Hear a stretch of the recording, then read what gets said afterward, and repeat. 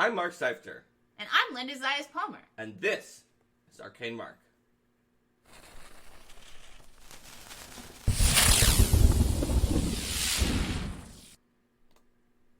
Welcome to all of our, according to Twitch, extremely fluctuating viewers. 14 viewers, 10 viewers, 13 viewers. Oh my goodness. For Player Tools, Character Power, and Optimization. This is an episode that you all voted for and maybe did not know exactly which aspect we're going to be talking about for Character Power and Optimization. The answer is, we're going to look at it from all directions, but mostly from the direction of how Character Power and Optimization is something that affects you as the player, that affects your character, and that affects the group. Mm-hmm.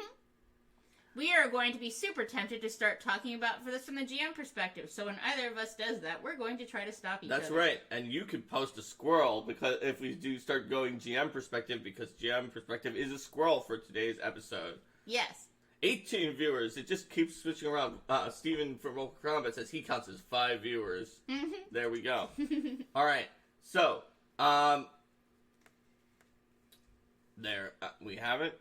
Yeah. So when it comes to character power and optimization in games, there's a lot to think about. When I've seen sort of the discussion of optimization oversimplified in a lot of ways, in a lot of directions, depending on who was doing it. So let's talk about let's talk a little bit about the Stormwind fallacy for a moment. Okay. Yes. So, the Stormwind fallacy is a very famous in RPG circles online fallacy that states that a character cannot be both role-playing and optimizing at the same time. And the Stormwind who stated it knew that this was a fallacy, was not trying to say that that was actually true. There are definitely ways to optimize and completely do so in fitting with roleplay. And the idea that players either want to roleplay their character or want to optimize and not both is another sort of restating of it. Yeah. And I feel like that is an oversimplification and minimalization of players. Even within, like, the industry, sometimes people think, oh, you know, the GM could be interested in this or that aspect of the game and every sort of aspect, and the player was only going to be interested in probably some new rule that is there. But yeah. The Stormwind fallacy says, no, there are players who are interested in all sorts of aspects of the game. You'll also sometimes see this stated as roleplay ROLE versus ROLL play.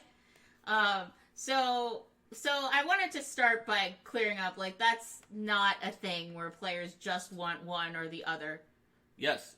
Like, for instance, an example of something that breaks the Stormwind fallacy is, let's say that you are playing a druid and you love air magic, and you're thinking, what would be cool is I want to be able to, like, fly through the sky with a focus spell.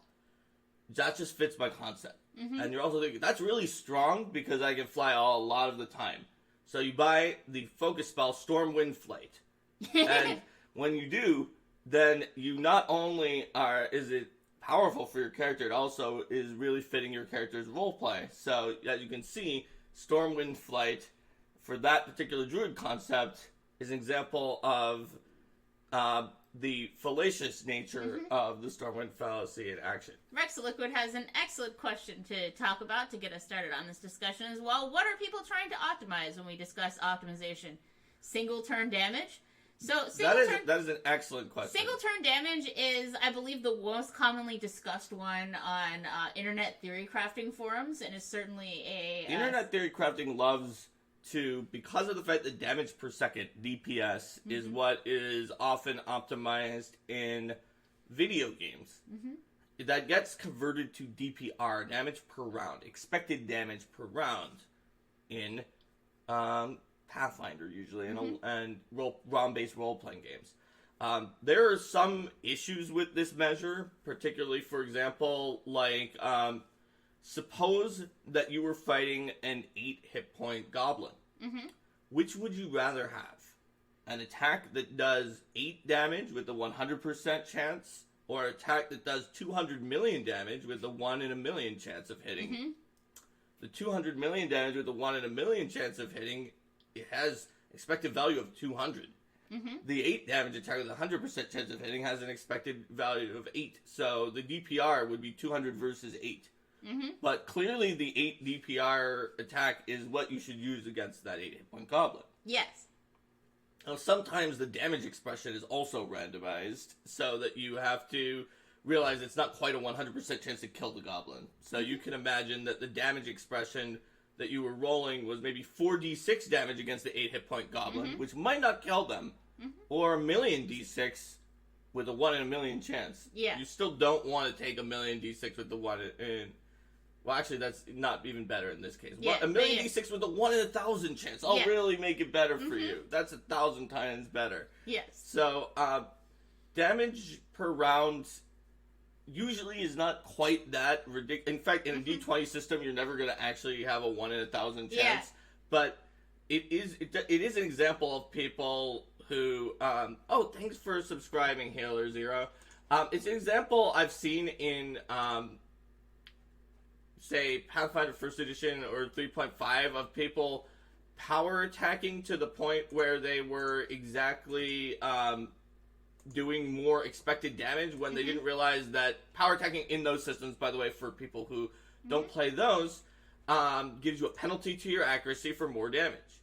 But people who are like, oh, well, I know the AC, my expected damage is highest if I power attack 3.5, you could choose how much. Power attack for 5. But what they didn't realize is they were guaranteed to drop them if they protect for nothing. So they were actually hurting their chances of being effective. But all that being said, it looks like Steven Glicker has shared a Pathfinder 2nd Edition worksheet for average damage calculation. That's cool. Mm-hmm. And Stray was talking about a gnome champion liberator that focuses on tanking with a shield, a gnome flick base, shield ally, and an ability with liberators to just have allies step away from danger, which is really powerful. And talking to the Stormwind, because it has character has a French accent, insists on proper manners, knocks on every door, even in dungeons, because of manners, and encourages everyone to use their freedom in the pursuit of art. So that's pretty fun. Yeah. So Good example. yeah. So that being said, damage per round is not a terrible thing to be optimizing. When it comes to being an optimizer, Well, there's also with those calculations the assumptions of like, are you assuming that you are starting adjacent to the enemy? And of there's course, no other and then things, we and don't they have to take any any actions to distances move. and all that kind And of that thing. we're never going to move away to reduce the enemy's damage, which you probably should be doing. But no, online we're always going to make all the attacks that we possibly can and let the enemies do the same. Yes.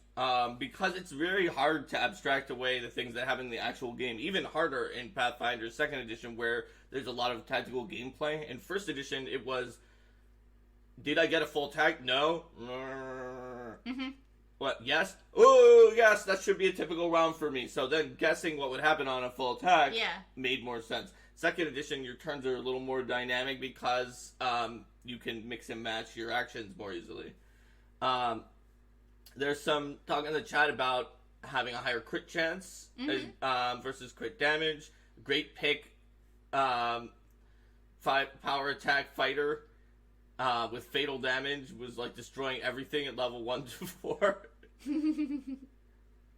And Rex says when you exclaim it's a 1,000,000 to 1 chance, thing happens 9 times out of 10. Well, it reminds me of the when Mike Brock was GMing a game, and I was pretty early on in PFS, and I had an alchemist at first level, and I was so proud because she had like her mutagen and She had, like, shield extract almost and like 30 AC. major and things like that. I'm like, my AC is phenomenal, and then he's like, I'm gonna hit you anyway. I'm gonna hit you anyway. And she said, and Linda's like, but it's like 32. He's like, no, that's fine. And he rolled a natural 20. He said, that's fine. I'm gonna roll a natural 20. And he rolled a natural 20.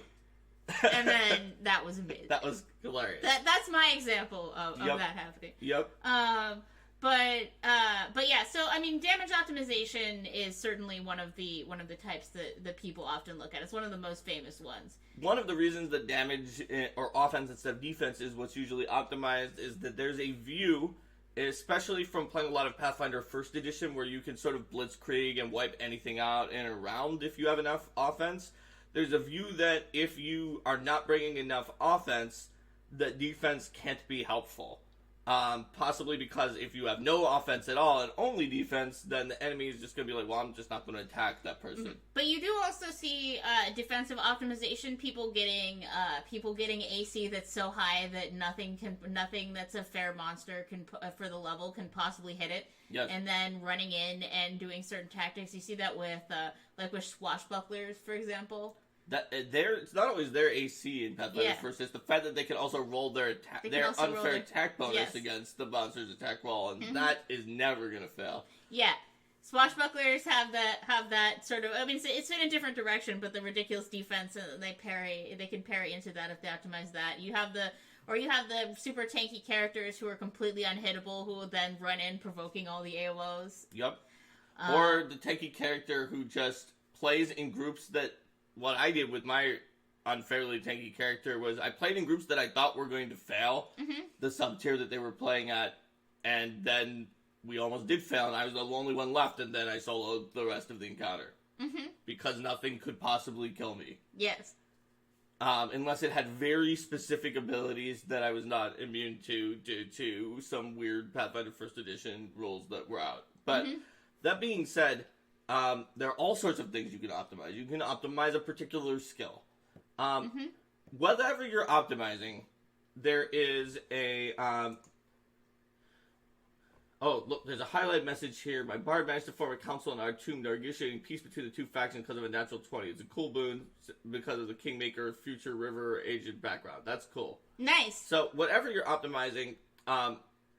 there's a lot of views about optimization online that I feel... Yay, second edition Pathfinder Society scenarios. The Stormwind fallacy is one thing, and I'm glad we started with it, but even when it comes to looking for advice about optimization online, all too often, you can find that the advice is sort of very, very slanted towards one viewpoint, or doesn't fully acknowledge what the other people are feeling and why they're feeling it that way. You'll find things like, oh yeah, I'm just going to do whatever, and...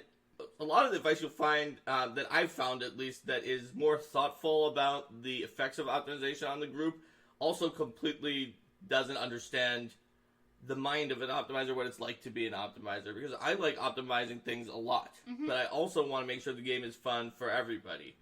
So, like, one example is on the Pathfinder Society First Edition forums, there's, like, a thread about advice with optimization, and the advice is called Get Found. And what the... oh, thanks for subscribing, Sheppy.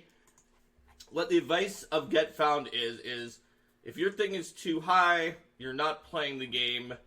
So, to get found, just lower it to not be as high. Just don't build a character that's that optimized.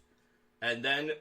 you are playing the game more because you're not, like, 40 AC higher than everything else. You could actually be hit. And that's sort of what it's called. The problem is, that doesn't understand the way an optimizer thinks. And I know that because I'm an optimizer. That, like, there's something, and it's the same thing that would make me or Linda get 100% completion on item drops in some computer RPG. There's something about... going for a certain thing that you're trying to do and then doing it that makes it so that if you're an optimizer, it feels really, really, like, off-kilter and upsetting if you just go towards the end and then just arbitrarily tank yourself for no reason. If you just, like, oh yeah, and then I'm just not gonna wear any armor. I don't have high dex, I don't have mage armor or anything. I'm just gonna not do it because my AC is also really high. Yeah. It just feels wrong. To the extreme, we had a player in our group who really, really was this way, and his character, like, kind of pulled a fast one on an archdevil after signing up as a disciple to escape a problem he had made, but he didn't completely get away clean. So the penalty that I gave him, and I knew that this would work, I was like, I want there to be a lasting penalty, is that he still had the feat slot spent in Disciple of that Archdevil, even though it didn't give him any benefits. And he was like, wow, this, and he worked hard and did quests to get that retrained because we didn't have very much retraining in that game. He was like, this is like the thing that feels the worst. You could destroy all my items, you could kill my character, but having this feat slot that doesn't give me a feat benefit is... That really feels like the Archdevil is... Yeah, that really feels like a punishment from the devil. Yes. And so, if you're not as much of an optimizer, you could trust me that there is a mindset that is like this, and this will help you understand your optimizers a little bit better. They're not necessarily trying to like mess up your game. They're not trying to necessarily to shine all the spotlight on themselves. Some optimizers are trying to do these things, but many of them are not. Rex Listed says Squirrel because it's sort of going into GMing territory, but I'm saying as a player that it's hard to find advice for you if you're an optimizer about how to play well with the table because of the fact that a lot of advice is like that get found advice. So just don't optimize as much. And it's also good to understand like that optimizers aren't generally there out to screw up your game if you're not an optimizer. Yep. So what can you do if you... So Stump Monkey has a good piece of advice here that I want to get to, but I want to first say there are some game systems that exacerbate this more than others. And also, as an optimizer, when I say trying to find the way to it's sort of like a puzzle that you're fitting together all the pieces. Like, I had a character, like, she has the highest spell DCs possible in Pathfinder 1st Edition. But when you do that, you as an optimizer, you don't have to twist the rules. You don't have to use gray areas. Especially in Pathfinder 1st Edition, that game is, like, kind of has enough broken things that are just directly, clearly give you a broken benefit that you can make a character that's optimized without going into the gray areas. One thing for an optimizer is, if you set a boundary, and this is what way we come back to the Stormwind fallacy, if you set a boundary or a constraint, it doesn't make the optimizer feel bad about optimizing it. Like, you set the constraint, no gray areas. Great, most optimizers will be like, okay, I'll do it with no gray areas. You set a constraint, which is, this character is going to be a whip character, or something like that. It's like, you have a picture in your head of what you want to play. This is how roleplay connects into it. Great, I'll make the best whip character I can. This might not be the best character, but it's the best whip character, and that's the character I'm going to build. That doesn't feel bad. Whereas saying, yeah, you make the best Falchion character you can, but just, like, shave off a few numbers by using a broken Falchion. Or, what was another one that was suggested on that other thread that I'm talking about? A punch sometimes, even though you're super specialized in Falchion.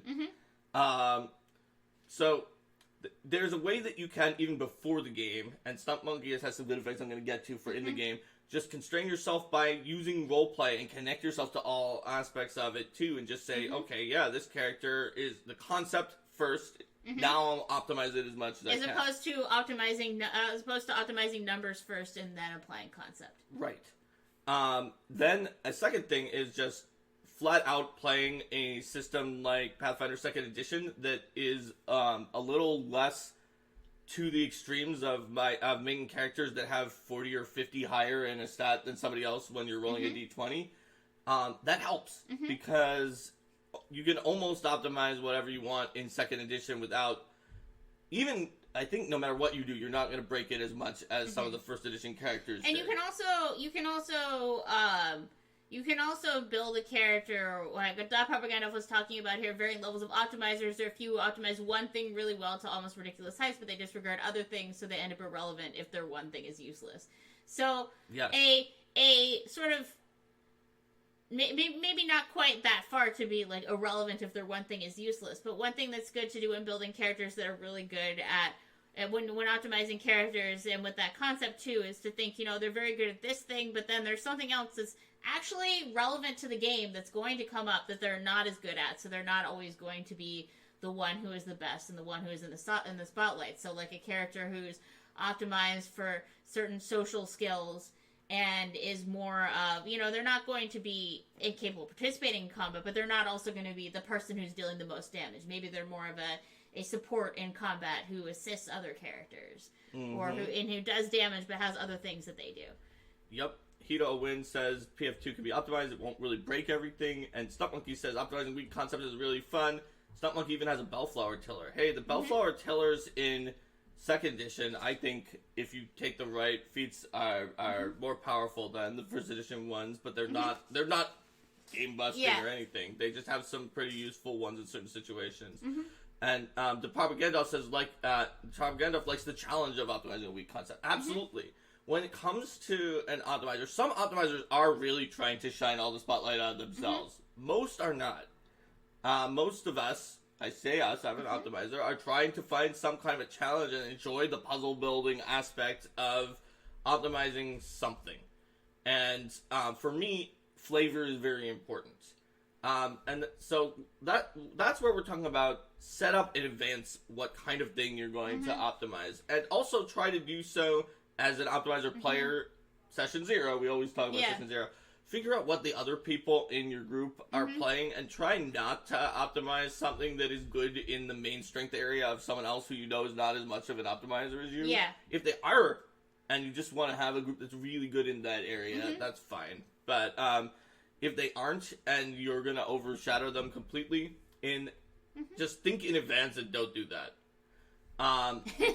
Rico the Bolt likes that I optimize the system to constrain optimizer. As a white hat optimizer, I absolutely use myself as an example. And I'm also a major, consumable and, point hoarder of things in any RPG. So, when it came to, we were discussing, 20 different hero point systems. And I was like, okay, all of these ones where you just save them up with no limit, I'm just gonna save them up. I'm never gonna spend them.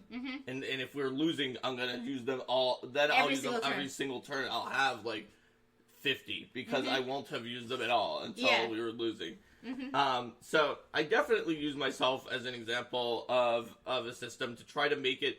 It's not to constrain optimizers. It's to let optimizers experience all the fun that we have from trying to solve that puzzle, and then not cause problems for everyone else. Well, I mean, that's why it's sometimes called the elixir problem from Final Fantasy games. Mega elixir, elixirs where you try not to use those most powerful items until the end. I mean, that's why Pathfinder Society in 2nd edition has those consumables that you get every adventure from your training, so that it's hey, you can have consumables. Well, if they expire, then I'm going to use them. If they expire, then you're going to use them. It's sort of like how we noticed that people really appreciated consumables during adventures, and it also solves the problem of why doesn't the Pathfinder Society provide us with resources? But this is a bit of a squirrel. Yes. It sure is, but it's an interesting insight into the way, because people start talking about, as game designers and as the lead developer, you're also a designer of the organized play framework. As game designers, how we use these facts about optimizers to try to make the game fun for optimizers in a way that the optimizers also are playing in a way that's fun with everyone else. And having a system that just does that rather than just telling them, oh, get found, I think is more useful. Yeah. So let's go back. We've talked about pre-game things that you can do, and go back to Stump Monkey nailed it for in-game things that you can do, and talked about something that was also very common in the Boston Lodge, where we had a lot of optimizers who were also extremely collaborative players, which is Stump Monkey says, advice we give online where it feels like there's a lot of optimizers: go crazy, build your character, but know when to use your big ability and when to let the rest of the party shine. Let everyone play as a group. So this is definitely the sort of you are not worthy of seeing my Bankai character move. Hey, Camelot, welcome. That you you have a character and they're holding back for a reason that makes sense. And to an optimizer, this is important because of the fact that it can't just be, most of the time, you have to have a very specific concept. If it's going to be like a fighter who all of their abilities are at will, why were they not using their good abilities? It could get everybody killed.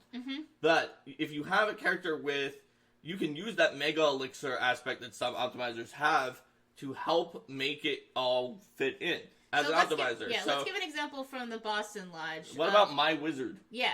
My wizard, Cordelia, Venture Captain Cordelia Perseus, she would just use cantrips almost more than 90% of rounds. Because we also had other optimizers, and I didn't care about what my character's damage was being, so...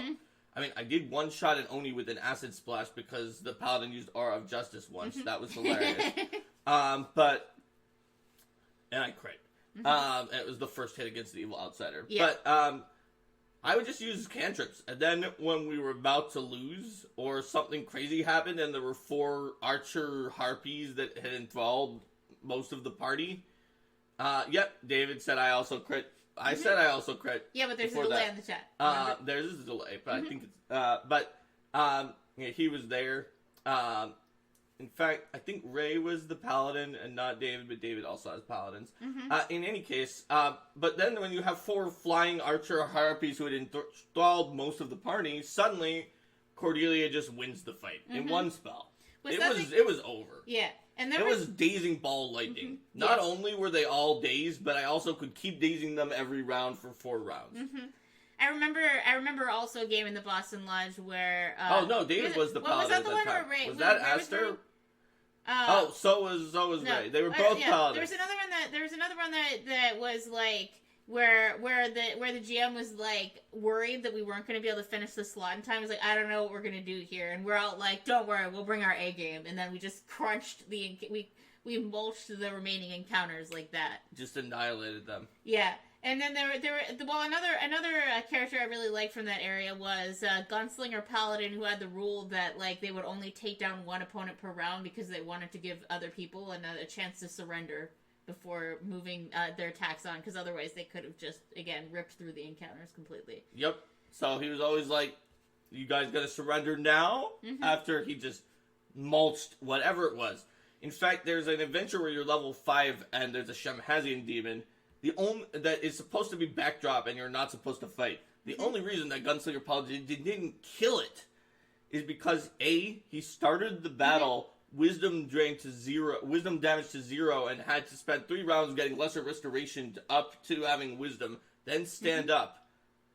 B, he still got within like 5 hit points of being dead, but they managed to set off the nuke that wins the encounter barely before that, which I was relieved because I think it would have been very anticlimactic if a character died to get that nuke off, and there was a lot of stuff, and it would have been very much, oh yeah, whatever, the gunslinger. We should have just all stood back and waited for the gunslinger to kill this level 16 monster. So Propaganda for storage from me too. I'm not as much of a optimizer in terms of trying to get. I'm not as much of an optimizer type. I prefer to have characters who are versatilely useful in a lot of areas that I can play differently from session to session based on the needs of the group. These Kruger 45. These examples from the Boston Lodge are all first edition because that's when we were in Boston. Yeah. It's much harder to build a character that is just more powerful than the rest of your party combined in second edition, which is a boon for optimizers in some way because you can go nuts and you're not going to have to worry about some of these things. David says, it's terrible when you realize you are the reason the weapon is hurting you so much. Yeah, Linda, I would say your characters are, it depends on what you're optimizing. Like, I gave an example of a support wizard who also had encounter-ending effects. I've optimized, I have an optimized healer, a defense character, a bard. That's another thing, which I guess I didn't say, which is, if you optimize... Oh, Weapon and Rift at the other example. Yeah. Yes. If you optimize a support character, that's another way to... So you optimize someone who's all about buffs. Yeah. Or so, like, my character, one of my favorite characters ever is my Battle Oracle, who is both good, really good in combat and has some striker type spells, but most of her spells, like Cold Ice Strike, but most of her spells are, basically the entire suite of removal spells. So, and then she has, like, some healing type stuff. So I like that character because she's effective in combat. She's not, like, gonna be the shining star in combat, but she's strong and effective in combat, and she also is really good at removing any bad stuff that happens and healing, so I can play her in different ways and have her be effective in a variety of different niches based on what the table needs at the time. And that's more what I enjoy, rather than trying to be the most powerful in one category, trying to be strong but not the most powerful in a variety of categories. And just there's certain builds that you can make, and these these over-optimized characters that we are talking about, like where Linda's character could win in a combat. She wouldn't be your strongest person, but she could win in a combat with her sword. She could kill you with blast with cold ice strike and her sword with a full attack, and she could heal and remove whatever the conditions were. It was a very powerful character. Or like I had a character who was a lore oracle, and I could summon some ridiculous things if we needed some ridiculous things, like in certain specials where we needed some ridiculous things because waves of demons were attacking us. But mostly what my character did was I had knowledge checks, and he was an efficiency expert from Zin Haruka. So efficiency, that's a positive spin on sloth, but it's more like we can do this more efficiently. So he was sort of like a coach, and he would talk to other characters about how they could, how we could win more efficiently using their abilities. And because he was efficient, he didn't like to spend his spell slots. He said, "No, that's inefficient. If I spend this here on this big thing, I think we can do it. If I don't, if I just delay and wait and let you guys handle it, who are martial characters and can just keep attacking." So. Yeah, Stump Monkey is saying that second edition is fantastically balanced. The difference between a new player character and an optimized one is there, but it's not a giant gap, so it feels great. And Kruger says it's hard to explain how enjoyable second edition has been, and the group is loving Great Age of Ashes. Yay! And Hida Owen says someone who optimizes tactical play is going to have a bigger effect on second edition than crazy character build. Better at playing the game, you'll have an outsized effect. That's true, and like that's what my Oracle mostly did was be tactical and. Like talk to people, it's like, yes, it seems like you have a really good attack, and but remember that the rogue needs flanking, so think about where you're positioned and try to flank with the rogue so that they can get their sneak attack. And it was sort of like that was sort of the person who remembered what other characters wanted to have happen and reminded people of how other people would want to play and be effective. Yeah, absolutely. Yep. And so tactics are definitely a big part of it. You need to make sure, just like we were talking about in a previous episode, that you don't just like stomp over everybody else and just tell them exactly what to do, like they're your pieces on the battlefield. But when you're reminding people to help out someone else that needs the help but wasn't thinking to ask or was maybe too shy to ask, then I think that's definitely useful. Stump Monkey liked combat advice from Pathfinder First Edition to give in-game advice and hand out a bonus. Yes. Yep. So yeah, playing support is definitely or holding back in a way that makes sense, and that's another important thing about optimizers, because sometimes you will see situations where there's advice online for an and I'm going to explain why optimizers don't get this, where you just say, you know what, optimizer, I know you have plus 32 diplomacy, but maybe you should let the person with plus 3 to diplomacy roll this crucial diplomacy check that could make you fail the adventure. An optimizer is just not going to want to do it. It is just going to sort of probably seethe about it afterwards, even if they are peer pressured into doing it, because of the fact, not because they want spotlight on their character. They probably wouldn't mind if the 30 character was somebody else who rolled it at all, for most optimizers and for me. They're going to mind about the fact that in character it makes no sense. And even just in their simulation of the game world, why would you let the person who is terrible at it, who's much worse at it, instead of the person who's going to clinch it, why would the group decide to risk things that way?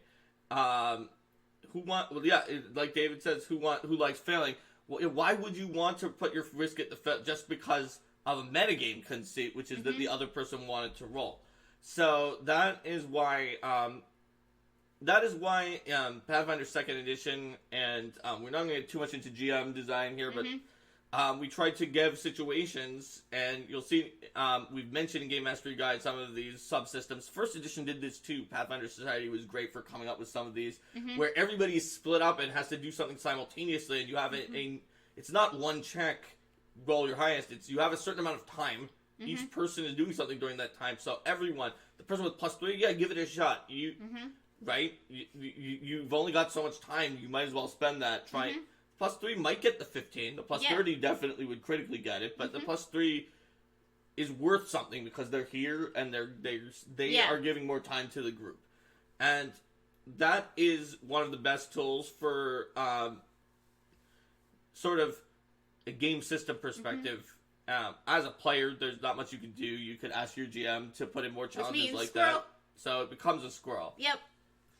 So, yeah, I mean, I guess a lot of the things we've been talking about here is if you are someone who enjoys optimizing, because frankly, or if you're someone who's trying to understand, not an optimizer, but wants to understand what makes your optimizers because, tick. like, if you're at a table and there's someone whose optimization is causing a problem, then that's really more of a thing to talk to the GM about, and that's more of a GM tools type thing. Yep.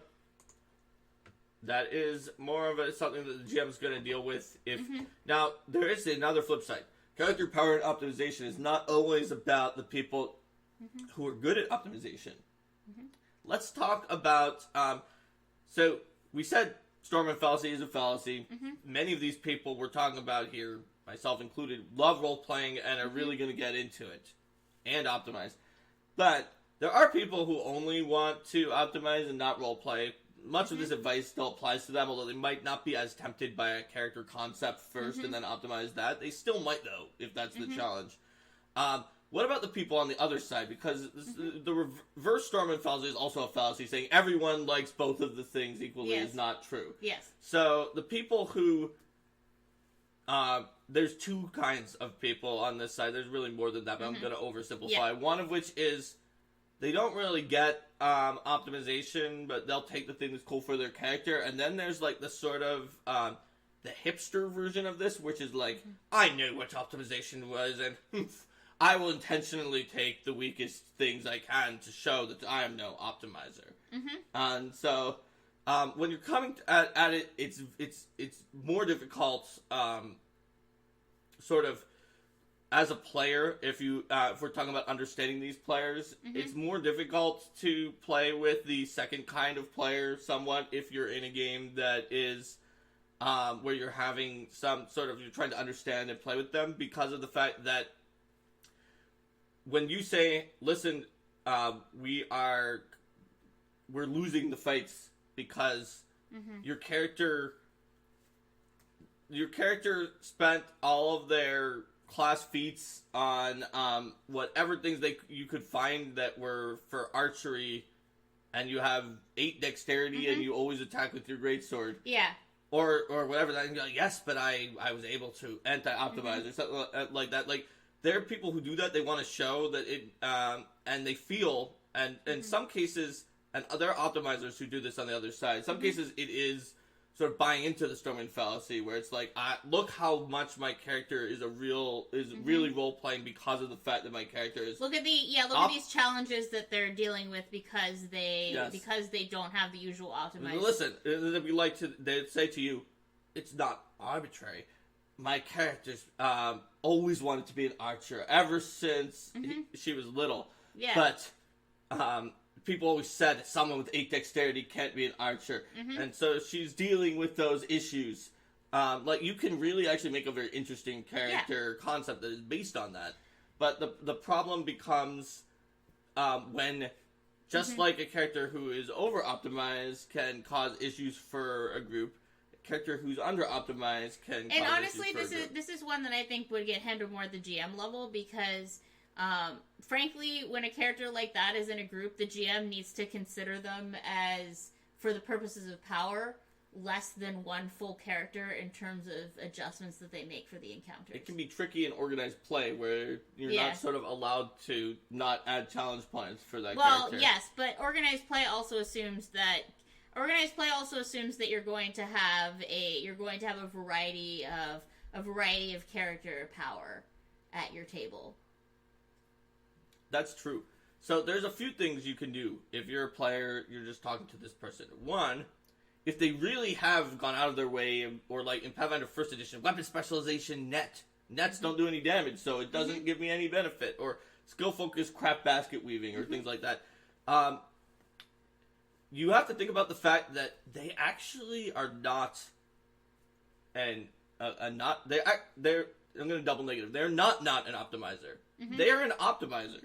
They have optimized building a bad character mechanically, and they have done a good job at optimizing the thing that they're optimizing. So in the same way that an optimizer who's trying to raise their numbers up is optimizing, they actually may feel that anti-optimizing the character is, and then sort of debasing that by taking something that is useful in combat could break their break their concept the same way as just telling an optimizer, oh, just give yourself -4 AC.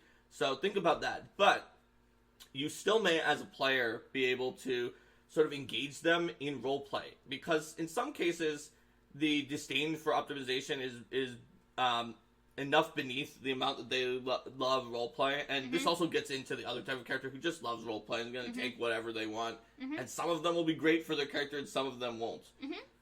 One way that Pathfinder 2nd Edition tries to help is that the ones that seem like they're good for role-playing your character are usually also effective enough that you have a good character. Yeah. But in 1st edition especially, so as a player, engage them in roleplay and maybe in character, be like, it's like, really engage. I'm gonna go with this person who has like no dexterity and has all the archery feats, and they have a sword. They fight with a sword while upset because they always wanted to be an archer, but they always. So you can engage them on that concept and like talk to them about their dreams about being an archer, and maybe talk about how your character, who's a wizard, always wanted to be an elven wizard with a bow, always wanted to be like a muscle-bound sword user. Maybe you can fulfill each other's dreams if the person with the high strength takes some of the sword techniques that your character always wished you could do and shows off how awesome those could be. And you'll have your wizard take some archery feats that were the ones that they wanted to take, so that you can live through each other and each like talk to each other about things like that, and they'll know that like archery feats were not necessarily the best thing for your wizard to take, and that you're really getting into their character's story, and maybe that will be something that will interest them and that will sort of possibly can change the situation. But it's very important that when you're engaging with someone who has a particular playstyle, you don't come at it in such a way that you be like, you listen, you're making us all lose because your character is all archery feats and has 10 dexterity and can't shoot a bow. Because if you come at it from the way where you acknowledge and understand their playstyle a little better, then it helps you to engage with them and figure out what they want and help them have more fun, help you have more fun. Certainly, it can be not only can it be not as fun, but it can be almost anti-fun when you have someone who is causing the team to lose or to die, and you really feel that is why the team is losing or dying. Like, I ran a table of Bone Keep where I'm not really sure that they were losing and dying because of one person who just decided not to fight. But I think they might have anyway because it was Bone Keep. Maybe I did a bit. But it is certainly true that person was one of the highest level and pushed it into the higher sub-tier, and they didn't fight. And there were at least some of the other players at the table who definitely felt that way and were getting very aggravated. I was the GM. So it can be tough in the same way that having someone who's really over-optimized and is not doing the things we talked about here in the player tools and is just stomping everything before your character can go. Those can both be rough. It's one reason this is a very important topic, and it's great that everyone's here with us, paying attention and contributing all these different ideas, because as a player, as an optimizer, it's something I've done a lot of self-reflection, I've thought about, and it's something that can be very tricky because it comes down to, it's not just arbitrary like some other advice threads would make you think. It's like, oh, they arbitrarily did this, or oh, trying to hog the spotlight, either for the person who made the under-optimized character trying to hog the spotlight with how weird their character is, or the over-optimized character. It's kind of the psychology of gameplay. And how what do people, feels right. And how do people enjoy the game, and what's their favorite part about it? And I would say that, like, there are a sort of extreme, and a lot of times these are the types of things that a group can work out, but there are sometimes more extreme cases where, as a player, you can recognize that this particular group is sort of so far into the opposite direction of the way that you like to play that you're not necessarily going to have fun with that group. And so I would say that, you know, in extreme cases, it's okay to walk away and look for another group that matches better with your interests. Yep. Because not every GM is going to be able to fully resolve whenever you have sort of the extremes at a table of preferences of optimization right. levels. And if you are the only person in your group who wants things in one direction, and you've noticed that, but also you really want to play with this group. Yes. These are your people. They may be friends for a long time. You could offer to GM. Yes. Because chances are you can build your and structure your encounters and what you're doing as a GM in a way that satisfies that same player need of interesting puzzle for the optimizer or like very story and maybe interesting anti-puzzle depending on how you're doing it in the low optimization, and make everyone really happy in a way that you might not if it was one of your characters.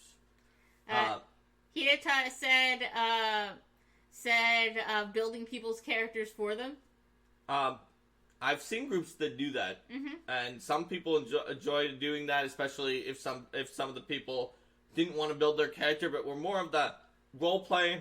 They'll tell you what to do, you build it, but are not the like intentional anti-optimizers. Yeah, people who are like, I don't want the rules I don't really care about the rules. I just want to play it. I want to have a fun character, and I want to play the game. I want to be maybe good at this one thing, but other than that, I'm not interested in digging through the feeds. I've seen a group that had their biggest optimizer build all of their optimized characters at Gen Con, and they TPK'd in Temple of Imperial Enlightenment.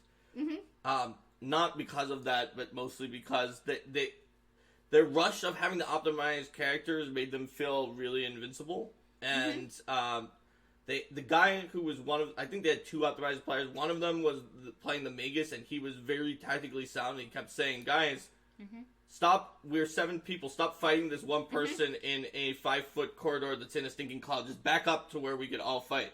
But they didn't. They just kept rushing in one at a time, and things like that. They wouldn't listen to him. So there can be issues where you want to make sure they're familiar with it. Yeah, and also if you're the the optimizer coming in and being like, can I just build your character for you? Is usually probably not going to end well. Unless the people ask, like, can you help me build this? Or, like, the GM is mediating the conversation. So that's something that's probably going to come in more from the GM side. He also had something else up higher there in terms of avoiding oppressive quarterbacking. One of the earlier topics we were talking about here is identifying issues and asking if someone can deal with the problem. So you're still mentioning threats, but not telling people, hey, you go do this thing. Be like, oh, wait, that's an issue over here. Can someone take care of it? That's a really good advice. Doing it with questions. Wanted to put that up there. That is something that I like to do in co-op games. Is be like, this thing is a problem over here. Can anyone deal with it? Yep.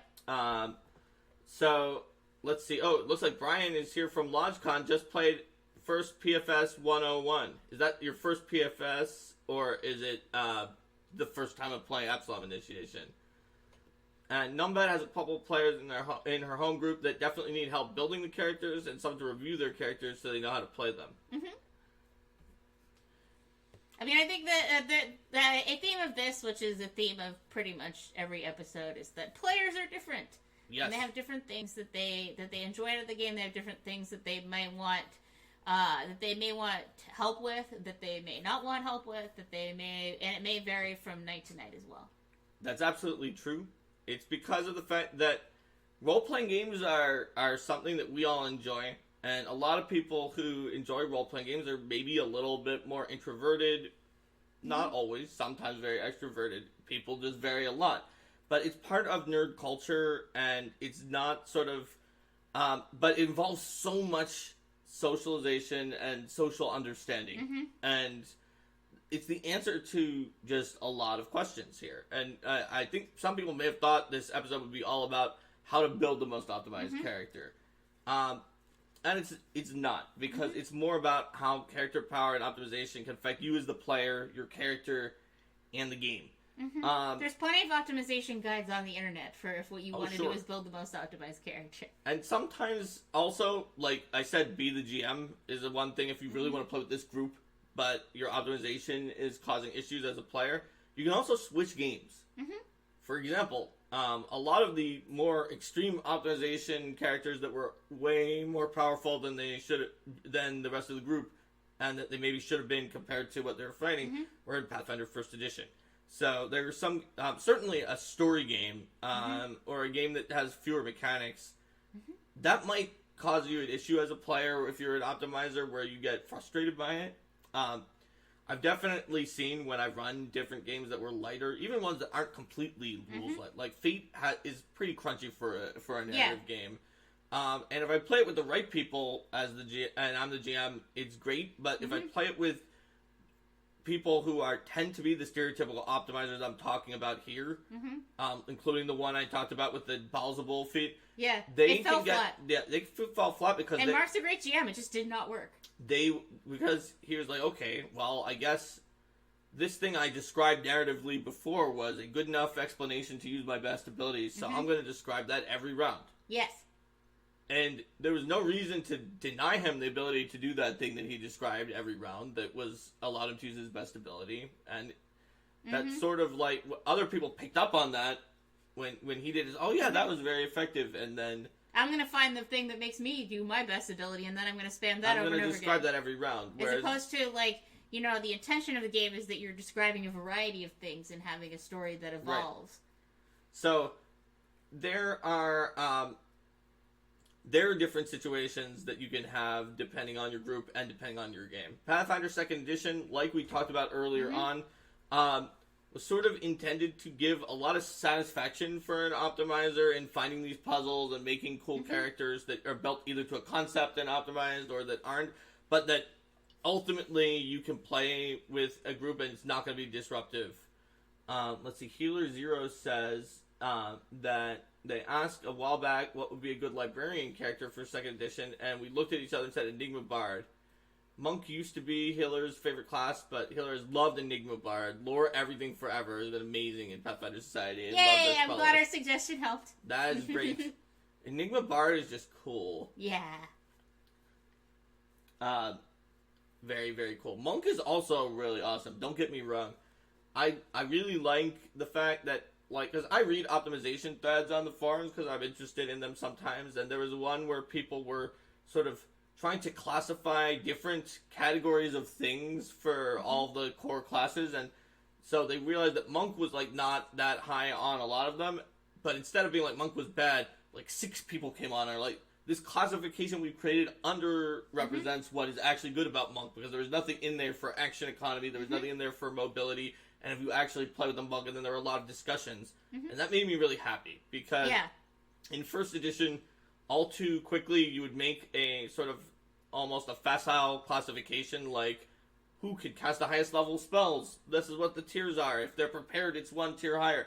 And then, just say that is the one way that you can decide how a character is going to affect your game. Well, I know the tier system and the reductive nature of the tier system is definitely one of the classifications that.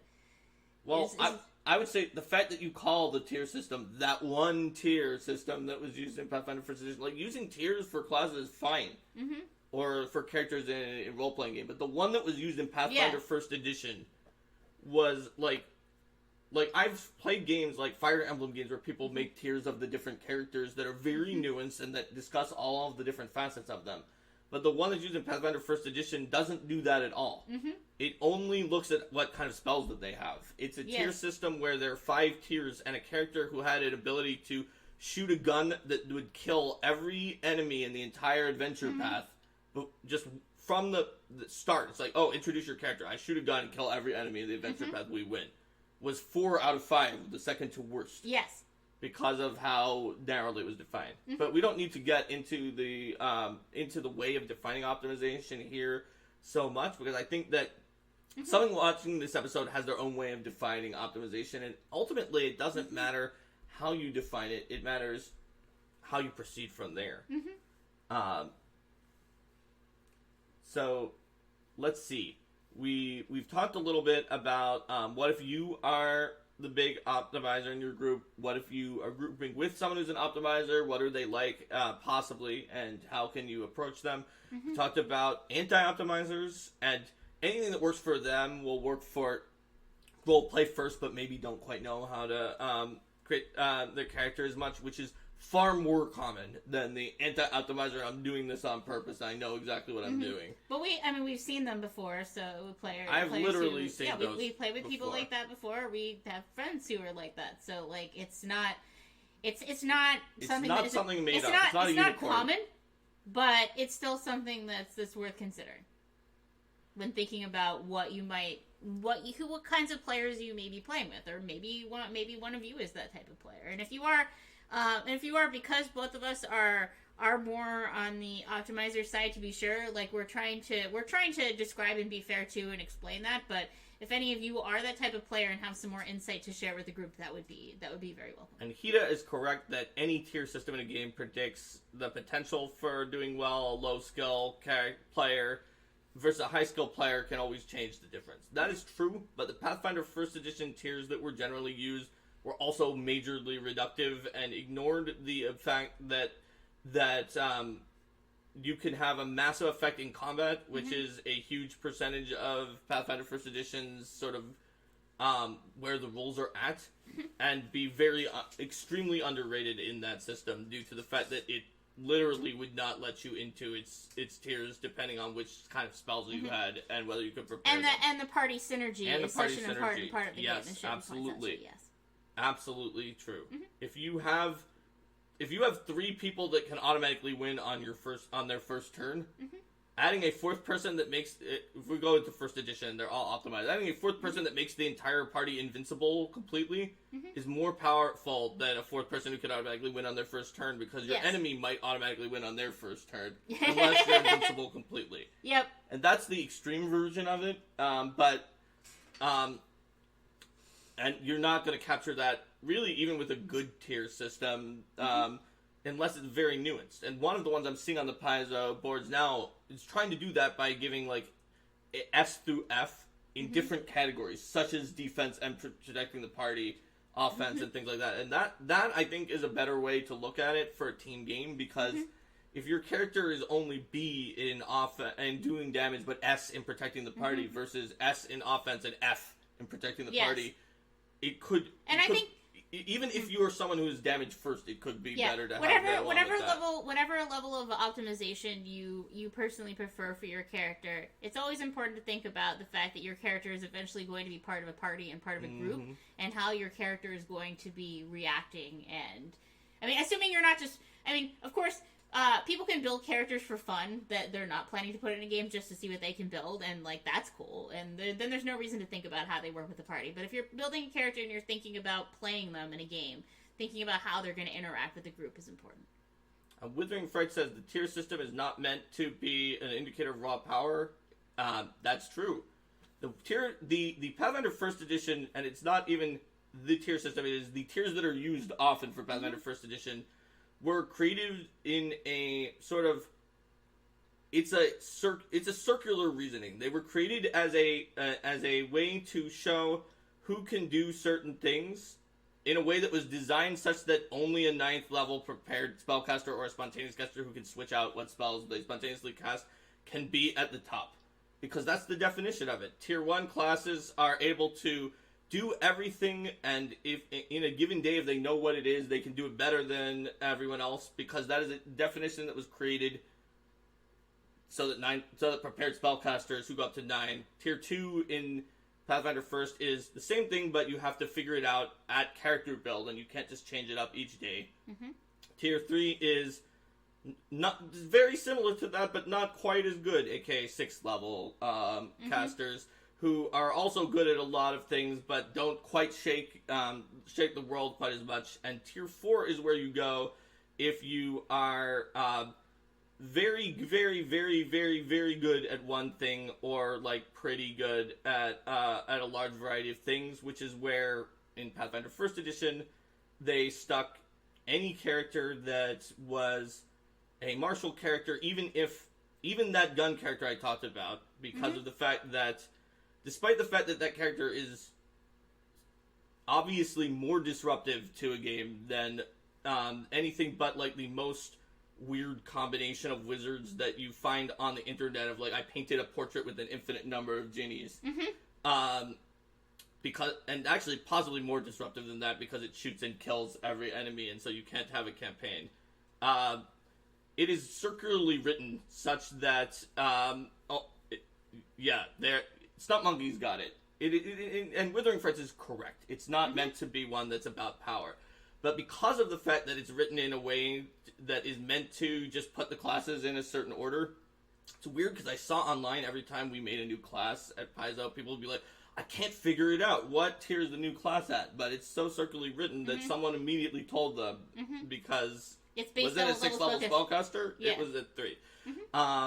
Because it's written that way, it's not actually helpful in almost any circumstances to anyone, to a GM or a player, because it like Withering Fright says, it doesn't tell you what kind of power that person is going to bring to the table.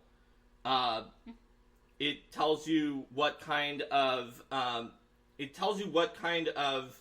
tier that it was already defined to do. So, like, a GM can't use it to actually figure out how to tune their combats because of the fact that some things that are at a pretty low tier could be what is actually messing up their combats the most.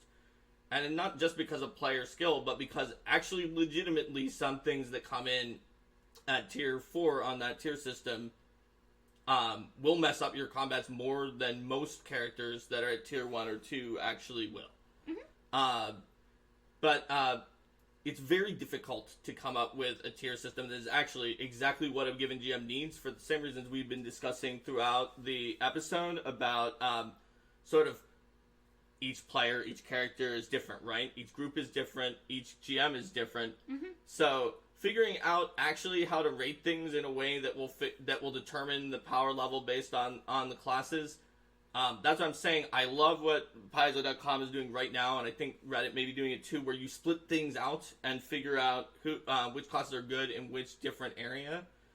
And whereas it's not super helpful to just sort of only be able to define things in one way, even if we decided on what the way was, whether it's that way where it's just like what is the amount of your spellcasting, or whether it's how much damage you can do in a round. I'm gonna hit squirrel here because we are now getting into the GM side. We're now sort of getting into the GM side. That's of this. true. That's true. Very much so. In terms of we sort of are also getting into the, because of the fact that ranking classes is something a player might do who's optimizing. That's how we got into it. But sort of the one who can use that fact is more a GM than a player. So you're right. It sort of turns it into a squirrel in that regard. Well, I also realized that, like, my next response to what Withering Frights was saying here was going to be very much in the GM and game territory. Yep. And so that's why I said I'm going to hit squirrel here. But I think this is still this sort of question here. I'm just going to say, like, it says, how do you cross a ravine? How do you help an army prepare for war? How do you find a spy in the royal court? How do you fight a dragon? How do you fight a ghost? How do you locate a magical artifact, etc.? What does it mean to be a character that can access and identify a variety of challenges? And I think that this actually is very important when it comes to optimization, to think about which characters are going to excel at various things based on the ability suite that they bring in. And that's very much of the GM's perspective of looking into which characters are going to be doing different things and how to manage different levels of optimization at your table. And so that's why I say that we should probably hit squirrel on that, not because it's not an important thing to discuss, but because it's very much. I think there's a player aspect of that, though, which is, as a player of a character in a group, it doesn't. Sure, there's certain things that each class is good at. It comes back to something I think I may have talked about in a previous episode where people were saying psionics were overpowered, but they're different, and they're good at different things in 3rd edition. And because they're good at different things, having both that and magic makes your group more powerful because you take what they're best at. Similarly, there absolutely are different things that different classes and different spell lists can do, but usually once you have one of that, then you don't need more of that in your group necessarily. So, for instance, once you have, if your group needs to teleport across the land, you might need an item that does that. You could have a wizard that does that. But once your group has someone who's going to get you to teleport across the land, you don't need everyone to be able to do that quite as much as you might need. It's the one who makes the whole team invincible. I keep saying that, but there are some paladin archetypes in Pathfinder First Edition that ridiculously buff the defenses of and of certainly the team. Magic, by its nature, introduces a sort of measures and countermeasures, which is something that we've discussed in a variety of our episodes. We talked about it in Intrigue in general, how skills and plans and other things, when you have players that come up with plots, and how is the opponent going to react to it. Yep. Spells introduce a wider variety of measures and things that PCs might be doing that are not part of how we would naturally think of what people can do in the world, because they're magic. And I think that the second edition's rarity system goes a long way toward addressing some of that potential issue by making some of the spells that are naturally harder to countermeasure, naturally harder to work with, uncommon, so that GMs can more modularly decide what they're comfortable dealing with in their game. Absolutely. And it comes down to group synergy. It comes down to what can the group do as a whole. And that is sort of what is able to help you determine what your optimization is doing for the group. So I feel like in that sense, having some way to determine what classes, what character, what player's exact concept, because not every class, every build of that class is the same as each other. For instance, a shield fighter versus a two-handed fighter. Figuring out what that character brings to the table and can add to the group's strengths is more important than coming up with a way to decide just one attribute that is going to rank everything, because whatever we come up with, even if we really think it through, even if we create some kind of a mathematical model where we add different multipliers times each thing, and we say, okay, we're not even going to put it down to 4 ranks. We're gonna give you a number. It might be 92.7. Yes.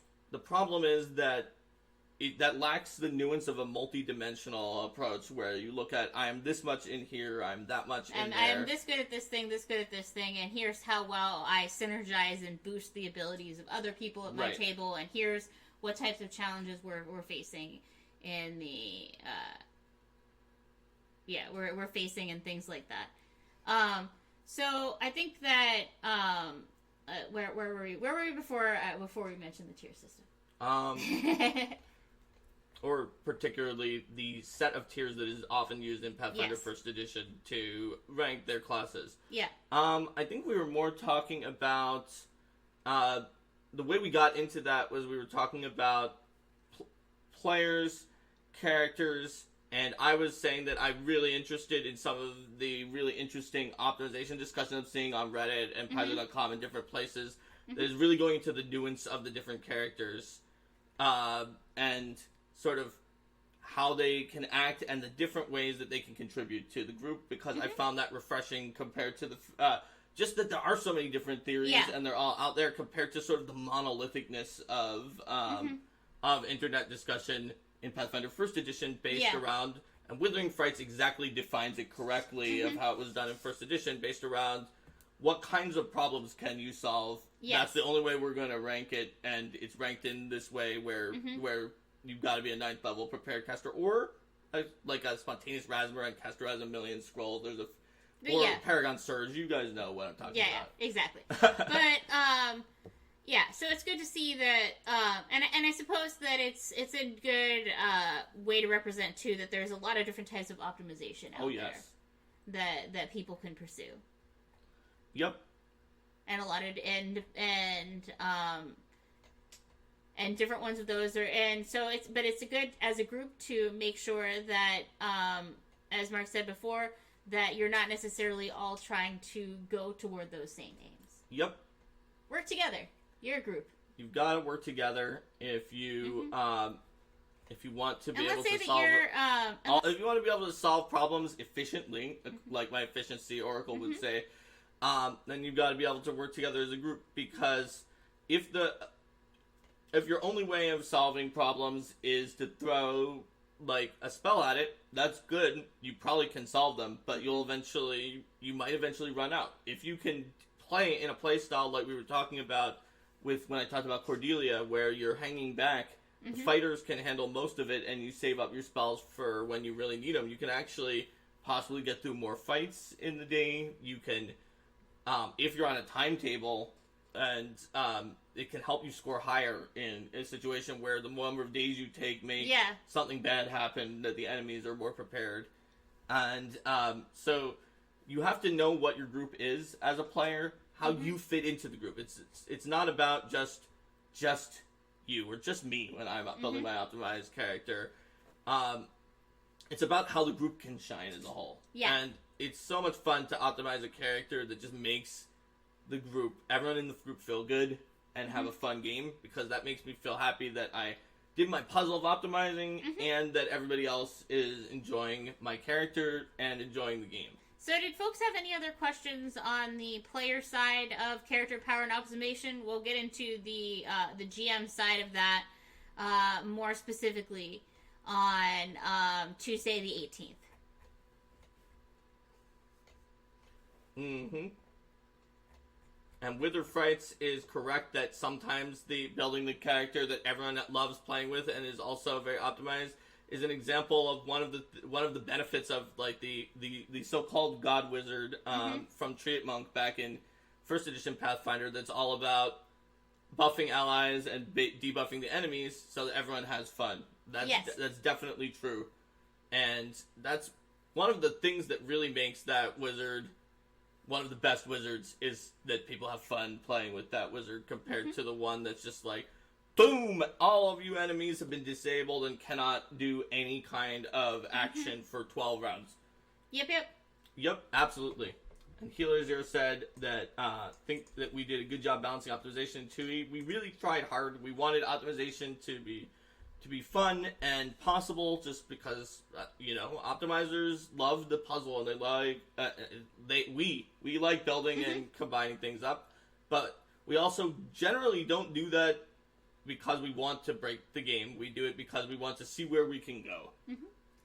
Build a tall tower. What's up there in the clouds? So it looks like we don't have any other questions, so let's say goodbye to YouTube. All right, bye YouTube, see you next time. Bye.